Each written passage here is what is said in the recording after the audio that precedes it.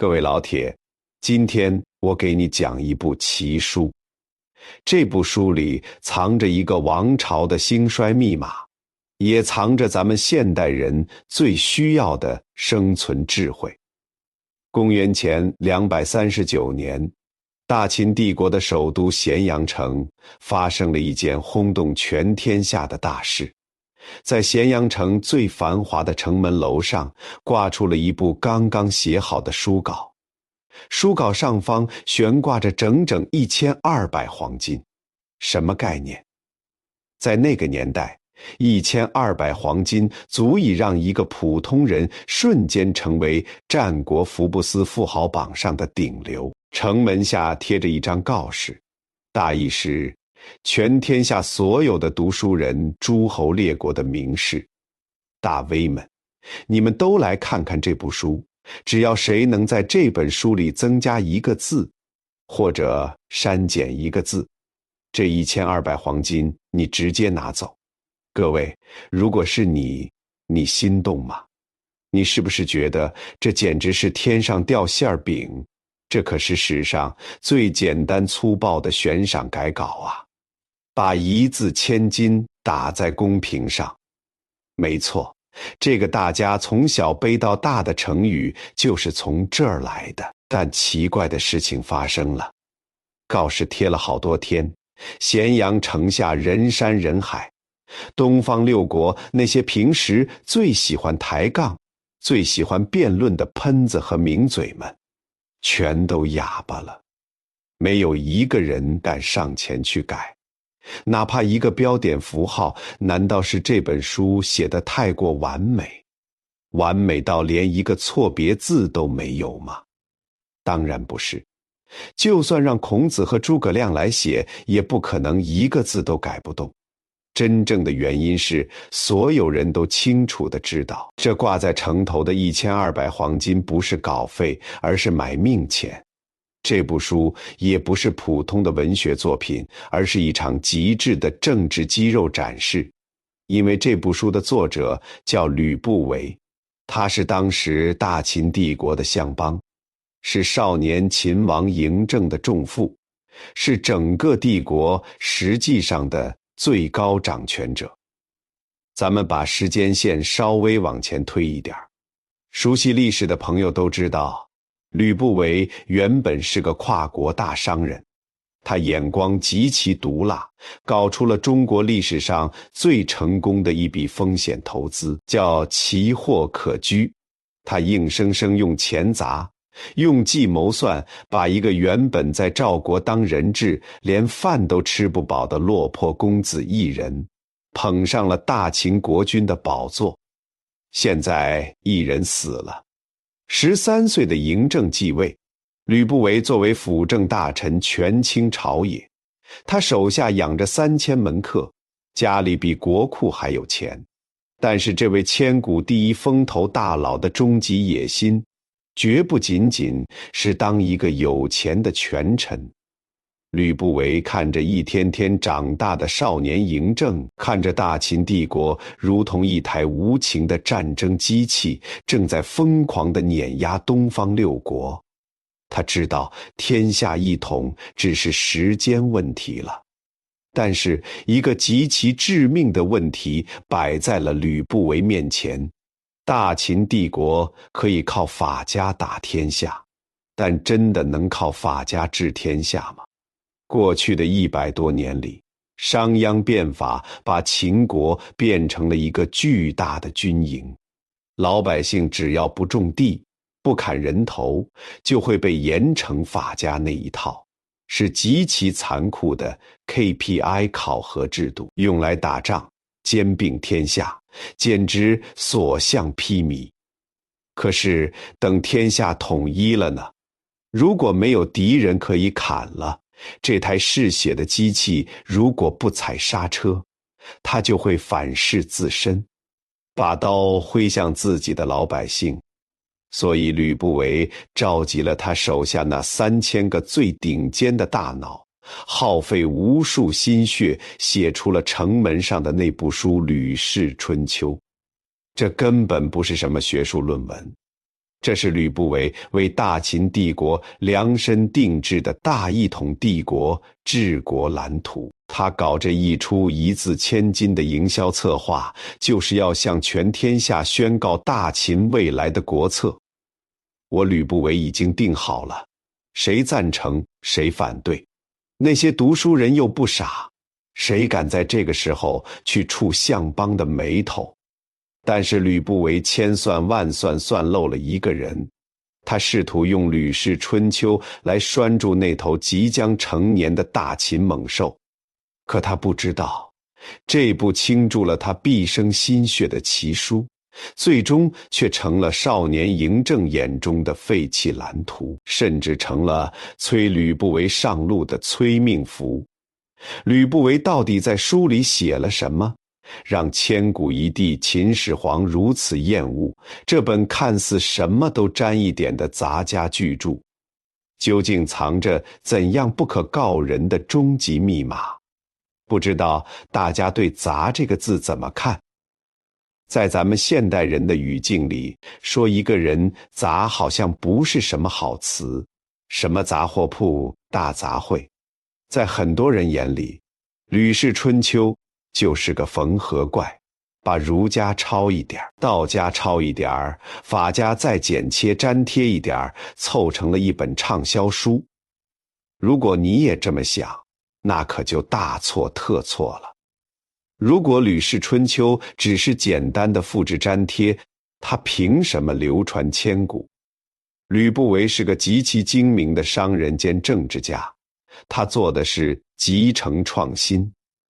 所谓的杂家，用我们今天互联网大厂的黑话来说，这叫底层逻辑重构。这是一套完美的大秦操作系统。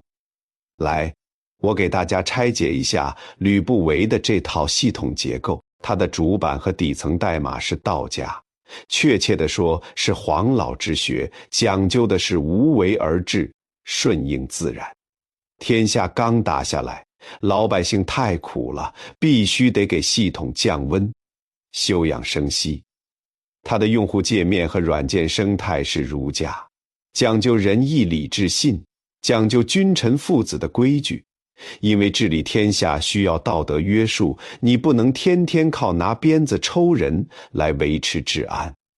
而它的杀毒软件和防火墙才是法家，谁敢触犯底线，直接严刑峻法伺候。你看，这哪是历史大杂烩，这是当时战国思想界最顶尖的集大成者，既有宽容的底色，又有道德的温度，还有法律的底线。为了把这个庞大的系统装进嬴政的脑子里，《吕氏春秋》在结构上玩了一个极其高级的设定，天人合一。这本书的第一部分叫12纪，也就是按照一年12个月，把治国的道理和自然规律绑定在了一起。各位，这部分内容，哪怕你现在是个打工人或者小老板，听完都能醍醐灌顶。《吕氏春秋》告诉当权者，春天万物复苏，这时候国家该干嘛？要宽刑罚，施恩惠不能去砍伐树木，不能去杀幼小的动物。夏天万物生长，你要鼓励生产。秋天万物凋零，这时候适合动用刑法，适合打仗。冬天万物闭藏，你要搞好内部考核，封赏功臣。发现没有？这在古代叫做顺天时。用我们现代人的话来说，这就叫4个字：顺势而为。《吕氏春秋》在极其严厉地警告当时的统治者，也警告着今天的我们。人类社会的运行，个人的发展都必须顺应自然周期和客观规律，违背周期必定遭到反噬。试想一下，如果在春天万物生长的时候，你偏要跑去搞大屠杀、大破坏；在冬天万物冬眠的时候，你非要把老百姓折腾起来去修长城、建阿房宫，这就是逆天而行，国家就会产生灾祸，百姓就会造反。这就是大秦帝国后来二世而亡的根本原因。他们在该休养生息的春夏之际，依然在强行推行法家的严酷肃杀之气。回到我们现代人身上，不也是一样的吗？为什么现在很多人抑郁、焦虑，身体出问题？因为我们在逆天而行。白天该你下场的时候，你摸鱼；到了半夜3更，该你东藏睡觉的时候，你拿着手机熬夜刷视频，还美其名曰报复性熬夜。经济大环境处于上行周期的时候，你不去拼搏；等到了下行周期需要苟住，需要东藏保现金流的时候，你非要加杠杆去盲目创业。你不亏钱谁亏钱？所以你看，《吕氏春秋》表面上是在教帝王怎么掐着日历本治国，骨子里他是在讲一套关于生命、关于周期、关于万事万物如何健康运转的终极系统论。但是这套看起来无懈可击，顺应天道的系统却偏偏触及了法家的核心利益，也深深刺痛了那个渴望绝对权力，想要把整个天下都攥在自己手心里的少年嬴政。当顺势而为的杂家撞上了人定胜天、王权至上的纯粹法家，一场惨烈的政治风暴已经在咸阳城上空酝酿。而在风暴的中心，《吕氏春秋》抛出了它最为惊世骇俗，也是最让老板们听了直冒冷汗的第一个核心哲学：天下非一人之天下也，乃天下之天下也。想要当好天下之主，你首先得学会一件事，别把自己太当回事儿，先爱你自己，才能爱天下。并且他向未来的大秦国君发出了直击灵魂的拷问：你觉得是拥有天下重要，还是你自己的命重要？为了说明这个道理，吕不韦在《吕氏春秋》的贵生篇里讲了2个极具黑色幽默的故事。第一个故事，春秋战国时期有个越国，这个国家当时出了大问题，内部权力斗争极其残忍，老百姓和贵族连续暗杀了3任国君，这就导致了一个尴尬的局面：王位空缺，但没人敢当这个国君了，因为去当国君大概率命就没了呀。这时候大家想到了一个叫馊的王子。王子馊一听，连夜打包行李，吓得直接逃进了一个叫丹穴的深山老林里躲了起来。越国人找不到他，心里十分焦急，最后终于在山洞里发现了王子馊。大家在洞口烧艾草，硬生生把他给熏了出来，然后强行把他塞进国君的皇家马车里。正常人要是被强行拉去当全宇宙500强企业的 CEO， 估计得乐开花吧。但王子馊在车上干嘛呢？他仰天长叹，哭得撕心裂肺，大喊：做国君啊，做国君啊，你们为什么偏偏不肯放过我？各位，你以为王子馊是在凡尔赛吗？真不是。吕氏春秋在讲完这个故事后，给出了极其精辟的评价。王子馊不是讨厌当国君，他是讨厌因为当国君而损害自己的生命。这样的人把命看得比天下还重，所以越国人反而觉得把国家交给他最放心。这就引出了第2个著名的思想实验，来自《吕氏春秋》里的另一位大家子华子。当时韩国和魏国为了争夺土地打得不可开交，子华子跑去见韩国的国君韩昭离侯，问了他一个问题。子华子说：大王，如果现在天下人都签了一份协议，只要您能同意砍掉自己的左手或者右手，全天下马上就归您统治，您愿意吗？韩昭离侯脱口而出：我不愿意，这怎么能行？子华子笑了说：这就对了，拥有天下听起来是很爽，但失去2只手那是真的痛。您的身体比天下更重要。那么现在那一点点领土的得失，跟您的身体比起来，又算得了什么呢？你看，吕不韦借这些故事到底想表达什么？他在痛批一种极其普遍的社会病：道治本末，以物害己。什么是物？权力、地位、金钱、名声，甚至整个天下。在《吕氏春秋》看来，这些都是外在的物，它们是工具，是用来服务于你的生命的。但是绝大多数人活反了。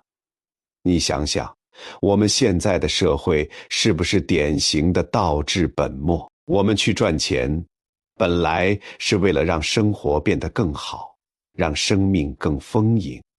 可是为了赚钱，我们去疯狂熬夜，去996，去疯狂内卷，最后把身体搞垮了，把精神搞抑郁了。这不就是用比天下还宝贵的生命去换取微不足道的左手右手般的利益吗？这就是《吕氏春秋》里说的权性。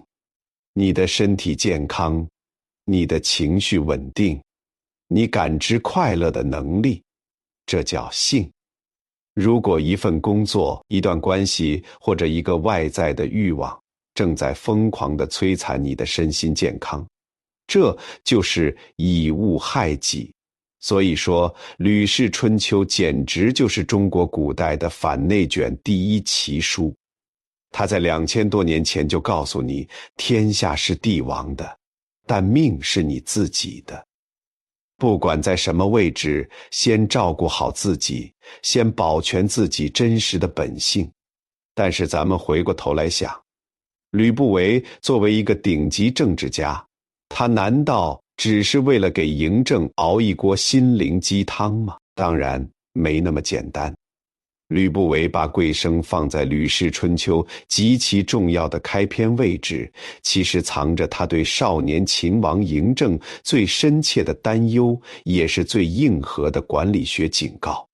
他在暗示嬴政一个极其深刻的政治逻辑：一个连自己生命都不爱惜、不懂得享受生活，只知道疯狂工作的工作机器是极其可怕的。如果统治者自己是个为了宏图霸业可以不顾一切的奋斗者，那他对待手下的臣民就必然会像对待草芥一样残忍。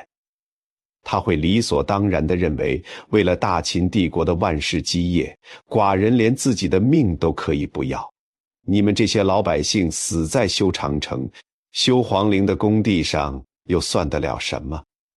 历史恰恰印证了吕不韦的恐惧。后来的秦始皇嬴政就是一个极度不崇养生、不爱惜自身的工作狂。史书上记载，他每天要批阅120斤重的竹简，不批完绝不休息。他像一台永远不知疲倦的永动机，疯狂地兼并六国，疯狂地修筑工程奇迹。在嬴政的眼里，吕不韦这套贵生权性的理论简直就是软弱，是懦夫的表现。大秦男儿就应该在战场上建功立业，哪怕战死沙场，也是死得其所。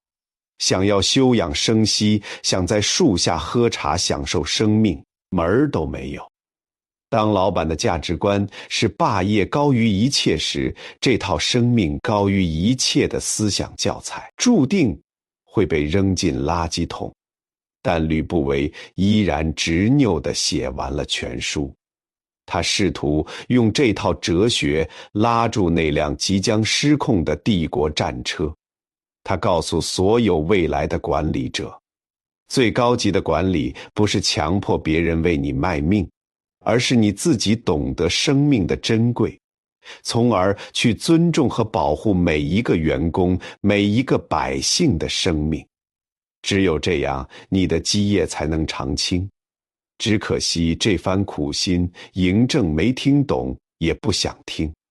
那么既然不能强迫大家拼命，一个帝王，一个 CEO， 到底该怎么做才能管理好庞大的团队呢？吕氏春秋随即抛出了他的第二个核心哲学，也是对法家严酷统治的又一次降维打击。这招叫做最高级的管理是老板的无为。喝口茶水，咱们调整一下坐姿。有人会质疑，你这说的不对呀。要是全天下的人都去追求贵生，都跑去养生，去躺平了，那国家谁来管？公司谁来管？事业谁来管？我这千秋霸业，我这马上要上市的公司，难道靠大家天天在办公室里打太极拳来实现吗？这个问题问得太好了，这就涉及到了《吕氏春秋》里最核心，也是最具有颠覆性的管理学干货——君道与臣道。吕不韦作为大秦帝国当时的掌舵人，手底下管着百官万民，他当然不可能真的是一个劝大家躺平的闲人。相反，他对怎么激发团队的战斗力有着极其高超的系统性思考。在这个庞大的管理系统里，《吕氏春秋》定下了一条铁律：处尊位者，必以无为为主。各位，如果你现在是个团队 leader， 或者你自己创业当老板，请把这4个字刻在你的办公桌上：老板闭嘴，系统才能运转。我们很多人有一种误区，觉得一个好老板就应该像诸葛亮那样鞠躬尽瘁，死而后已，事必躬亲，恨不得连公司厕所买什么牌子的卫生纸都要亲自审批。但在《吕氏春秋》看来，这种老板不仅是个蠢老板，而且是非常危险的老板。为什么？因为老板和员工，也就是古代说的君和臣，他们的职责有着极其严格的界限划分。书中说，君道是无为，而臣道是有为。什么叫无为？不是让你每天在办公室里睡大觉，这里的无为指的是不妄为，不刻意表现出具体的个人偏好与行事风格。我们来还原一个极其真实的职场场景。假设你是个大老板，今天开会，你只是随口说了一句，我觉得 PPT 用蓝色的背景挺好看的。你以为你只是表达了一个审美偏好，错，在员工眼里，这就是圣旨。第二天你就会发现，全公司的 PPT 都变成了蓝色，连保洁阿姨的拖把都换成了蓝色。就算有人觉得红色更能体现这期方案的热情，他敢用吗？他不敢。他宁愿拿一个平庸的蓝色方案去交差，也绝对不去触碰你这位老板的逆鳞。发现问题了吗？老板一旦事事有为，一旦有了明确的个人偏好，下属就会立刻开启向上管理模式。他们不再去追求事情的最优解，而是去追求如何让老板高兴。他们会投其所好，会弄虚作假，会揣摩上意。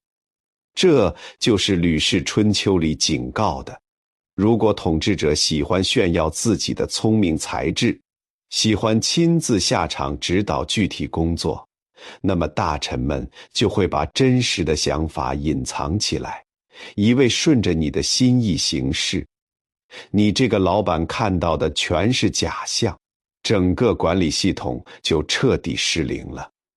所以吕不韦交给未来秦始皇的高级管理术是：你要像一面镜子，像一个空杯子。镜子自己是没有固定画面的，杯子自己是没有固定味道的。你只有把自己放空，下属才能把他们的才华能力通通发挥出来。你设定好 KPI， 制定好赏罚规则，然后闭嘴看着他们干，干得好就赏，干得不好就罚，这就叫君臣义道。但是这时候又出现了一个致命的漏洞，既然老板要把权力下放，靠下面的人去干活，那老板每天的主要工作其实就变成了一件事：识人用人，也就是我们今天说的绩效考核与人才选拔。你闭着嘴不轻易表态，你怎么判断下面这帮人谁是真干活的，谁是来摸鱼混日子的？吕氏春秋敏锐地抓住了管理者最容易犯的致命弱点——认知偏差。在书里有一个专门的篇章叫做去犹。犹在这里不是宽恕的意思，而是指被蒙蔽、被执念困住。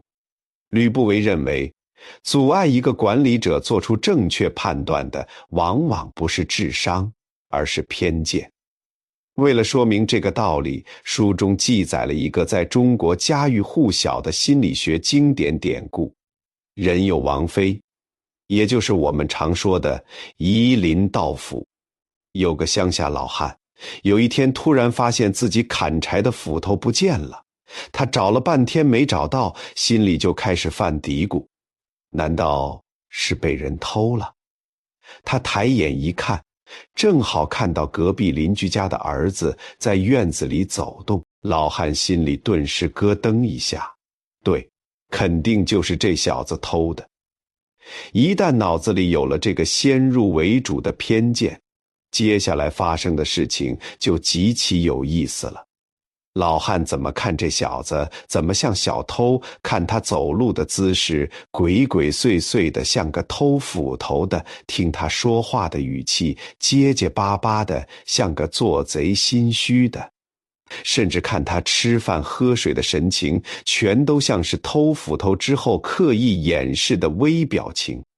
老汉在心里已经给这小子判了死刑。结果到了第二天，老汉在后山挖土，一锄头下去，当的一声，把自己昨天随手扔在土坑里的斧头给挖出来了。老汉拿着斧头再回去看邻居家的儿子，嘿，奇了怪了，这小子走路也昂首挺胸了，说话也掷地有声了，怎么看都是个根正苗红的大好青年，全身上下哪儿还有半点小偷的影子？这哪里是在讲古代的老汉，这明明是在照妖镜里照出来的我们自己呀！在现代心理学里，这叫做确认偏误。当你心里认定了一个观点，你就会下意识地去寻找所有能证明这个观点的证据，而自动过滤掉所有相反的证据。吕氏春秋把这个故事放在这里，是在极其严厉地敲打所有当权者。作为老板，你手握重权，如果你戴着有色眼镜去看待下属，你会亲手毁掉你的团队。如果你偏爱某个马屁精，他就算把事情搞砸了，你也会觉得他虽然能力不足，但态度是真的好，忠心耿耿。如果你讨厌某个直言进谏的老实人，他就算做出了亮眼业绩，你也会觉得这人功高震主，狼子野心，绝对是在图谋不轨。这就是被执念困住了，被自己的情绪和偏见蒙蔽了双眼。吕氏春秋给出的解决方案是去有与察微，管理者必须放下自我执念，随时保持极其理性、客观的态度去观察事物极其细微的发展规律，不被表象和私心所迷惑。我们回过头来看这套管理系统，老板无为，员工有为。老板克制私欲，用理性和客观去考核人才。完美吗？堪称完美的管理学圣经。如果大秦帝国真的按照这套蓝图去运转，帝王端坐在龙椅上垂拱而治，丞相和百官各司其职，大秦可能真的就不止2世而亡了。但可惜这套蓝图彻底触及了少年嬴政的逆鳞。随着嬴政一天天长大，他的羽翼逐渐丰满。这位千古一帝的性格是什么？是控制狂，是极度的自信与霸道。你吕不韦让寡人无为，让寡人把权力下放给你们这些大臣去有为，你让寡人当个空杯子，听你们的摆布。不，寡人不仅要有为，寡人还要包揽天下所有的大事小情。寡人要统一度量衡，寡人要修长城，寡人要把全天下的生杀大权全都死死地攥在自己一个人手里。在绝对的权力欲望面前，吕氏春秋里讲的君道和臣道成了吕不韦试图限制皇权、架空秦王的罪证。这也为吕不韦日后的悲惨结局埋下了最致命的伏笔。而当吕不韦意识到这套完美的治国管理体系可能无法说服嬴政时，他在书的最后祭出了整个吕氏春秋中最震古烁今的时间哲学。他要告诉嬴政一个极其残酷的历史铁律：哪怕你法家的刀再锋利，你也永远斩不断时间的洪流。这就是我们接下来要讲的核心哲学，破除教条主义。而且我敢打赌，各位肯定都在语文课文里学过这一篇，但你绝对不知道它背后竟然藏着大秦帝国生死存亡的终极密码。好，咱们深吸一口气，进入吕氏春秋最震撼，也是最能体现吕不韦顶级政治家眼光的一个核心模块。各位，我们在小学语文课本里都学过一个成语故事，讲的是一个楚国人坐船渡江，一不小心他那把宝贵的佩剑扑通一声掉进了水里。这楚人倒也不慌，慢条斯理地掏出一把小刀，在船舷上刻了个记号，说：没事儿，我的剑就是从这个地方掉下去的。等船靠了岸，他顺着记号跳进水里去找剑，结果大家都知道了，剑早就不知道沉到哪里去了。他最终一无所获来，把这个成语的名字打在公屏上，没错，刻舟求剑。我们小时候读这个故事，是不是都觉得这楚国人脑子不灵光，是个十足的愚人？老师告诉我们，这个成语是用来讽刺那些思想死板、不知变通的人。但是今天我要给大家来一次史诗级的降维解读。你知道刻舟求剑这个故事最早出自哪里吗？没错，就出自挂在咸阳城头的那本《吕氏春秋》。具体在《茶经》这一篇里，吕不韦花那么多钱财，养那么多门客，写一部给未来大秦帝王看的治国大纲。你觉得他会闲来无事，要在里面写一个儿童睡前搞笑小故事吗？绝对不会。如果你把《吕氏春秋》看作是一部大秦帝国的政治隐喻录，你就会发现刻舟求剑简直是一个让人毛骨悚然的死亡预言。咱们来重新拆解一下这个故事里的核心元素。那艘正在往前行驶的船代表着什么？代表着时代，代表着不断向前发展的国家大事。水流代表着什么？代表着时间，代表着不可逆转的历史潮流。那把掉进水里的剑代表着什么？代表着过去的旧制度，也就是大秦帝国赖以起家的商鞅之法。大秦帝国过去100多年，为什么能把6国牢牢压制，逐一碾压？靠的就是商鞅定下的那套极其严酷、奖罚分明的战时体制。你砍下敌人的脑袋，我就给你分房赐爵；你敢临阵退缩，我就把你全家连坐治罪。这把剑太好用了，好用到大秦历代国君都对他爱不释手。但是吕不韦站在时代的船头，看着即将一统的天下，他极其清醒地看到了致命的危机。他在《茶经》这篇文章里发出了震耳欲聋的呼喊：事易时移，变法已矣。天下马上就要统一了，没有敌国可以征伐砍头了。过去那种靠人头换爵位的制度，过去那种动辄割鼻断足的严刑峻法，在和平年代，这就是一把刻舟求剑的生锈旧剑啊。吕不韦是在指着少年嬴政的鼻子警告他：大王啊，时代的航船已经驶入和平年代了，你还非要在船舷上刻个旧记号，死死抱着当年商鞅掉进时代洪流里的那把战时旧剑不放吗？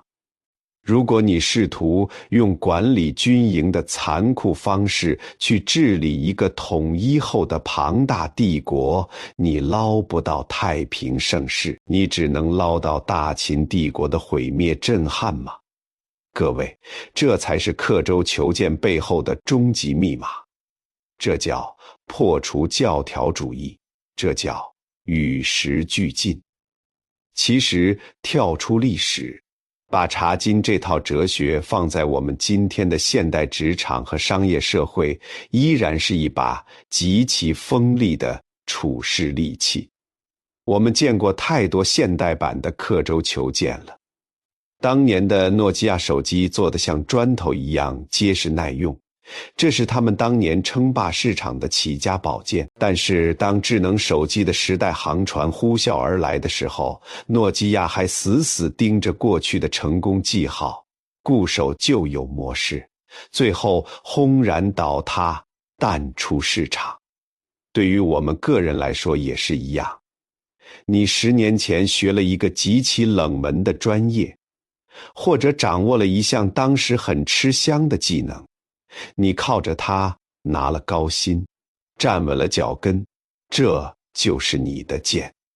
但是今天 AI 时代来临，大模型遍地开花，时代的洪流早就把过往的经验冲得面目全非了。如果你还天天抱着过去的老经验固步自封，拒绝学习新东西，甚至抱怨行业，抱怨公司不给你涨薪，那你也是那个坐在船头拿着小刀刻记号的楚国愚人。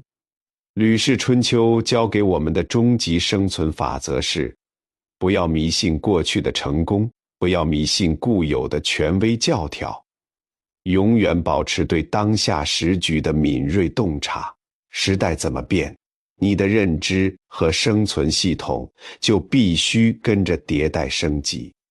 然而吕不韦看透了时代，看透了处世法则，却唯独没有看透人性，没有看透那个在他庇护下长大的少年帝王的心。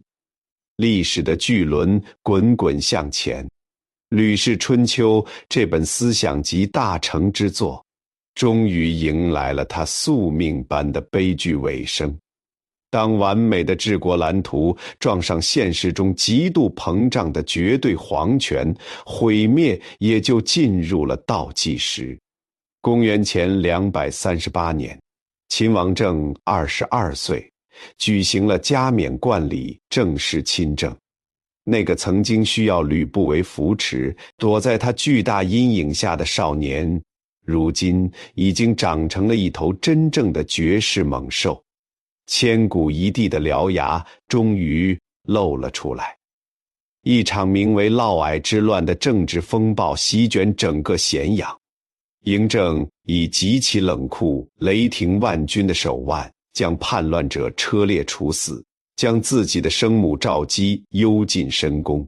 而这场风暴的最终指向，毫无疑问是那个权倾朝野的大秦相邦，是《吕氏春秋》的缔造者吕不韦。嬴政翻开那本悬赏千金的《吕氏春秋》，他看到了什么？他看到了里面劝他要顺应天时，劝他要贵生爱民，劝他要无为而治，劝他克制欲望，放弃绝对的皇权专制。在嬴政看来，这哪里是治国蓝图？这分明是一份试图永远把大秦王权关在牢笼里的束缚枷锁。嬴政的选择是什么？他彻底摒弃了吕不韦的杂家思想，转身重用李斯，选择了纯粹极致的法家霸道之路。不久之后，吕不韦被罢免相邦之位，赶出咸阳，发配河南封地。但这还不够，哪怕吕不韦已经被赶回了老家，东方六国的诸侯使者依然络绎不绝地前去拜访，结交他。这让嬴政感到了极大的恐惧与愤怒。公元前235年，一封来自大秦最高统治者的信送到了吕不韦的面前。信上只有短短的几句诛心之问：君何功于秦？秦封君河南时10万户，君何亲于秦，号称重父。最后一句更是绝杀，其与家属悉出蜀。吕不韦看着这封信，他太了解嬴政了，他知道这封信就是催命符。如果他真的奉旨迁往蜀地，半路上就会被各种意外除掉，甚至会牵连家族3000余人。这位曾经挥斥方遒，用一本《吕氏春秋》震撼天下的千古第一风头大佬，在喝下鸩酒的那一刻，心里在想什么？也许他在想，自己这辈子最成功的一笔政治投资，最终反倒要了自己的性命。也许他会望着咸阳的方向，为那个即将统一天下却终将走向疯狂的帝国留下最后一滴无奈的眼泪。吕不韦死了，吕氏春秋作为大秦帝国的治国蓝图被彻底废弃。后来的历史大家再熟悉不过了，秦始皇用极致的法家思想横扫六国，统一天下。他没有采纳吕不韦休养生息的治国建议，而是继续把商鞅变法的严苛之剑挥舞到了极致。他修长城，建阿房宫，造兵马俑，征伐百越，把全天下老百姓的民力压榨到了极限。结果呢？这个看似不可一世的大秦帝国，在秦始皇死后仅仅3年就在陈胜。吴广王侯将相宁有种乎的怒吼声中，在项羽破釜沉舟的决战里轰然倒塌，2世而亡。整个王朝仅仅存续了14年。2000多年过去了，大秦帝国的坚甲利兵早就化作了尘土，咸阳宫的熊熊烈火也早已熄灭。可是当我们今天拂去历史的尘埃，再次翻开这本《吕氏春秋》时，我们会发现，吕不韦虽然在权力斗争中输得一败涂地，但他却在思想和历史的维度上赢得了永恒。因为西汉初年的统治者吸取了秦朝速亡的教训，他们推行的黄老之学与民休养生息，这不就是《吕氏春秋》里那套底层治国逻辑吗？汉武帝后来推行的外儒内法、儒法并用，这不就是《吕氏春秋》那套思想系统架构的翻版吗？《吕氏春秋》不仅仅是一本被帝王冷落的古书，它是中国古人对如何建立一个长久和谐、顺应自然的理想社会的终极思考。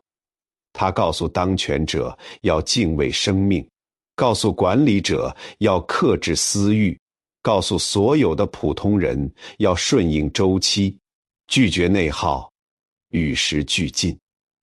历史没有如果，但智慧可以传承。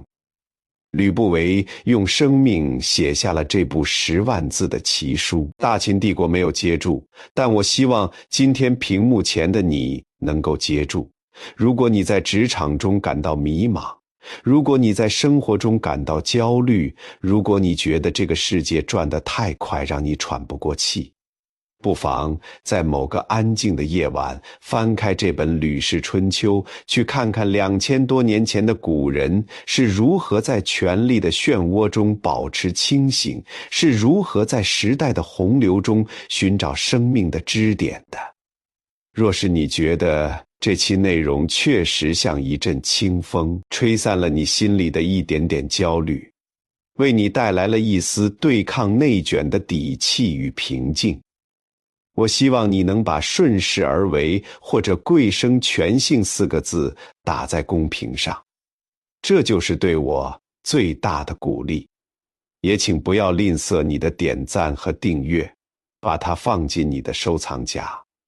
当你在未来的某个深夜再次因为工作感到迷茫，因为大环境感到焦虑，觉得快要撑不下去的时候，翻出来再听一遍这本2000多年前的生存指南，随时能为你指引方向。各位老铁，感谢你的聆听，我们下本古籍再见。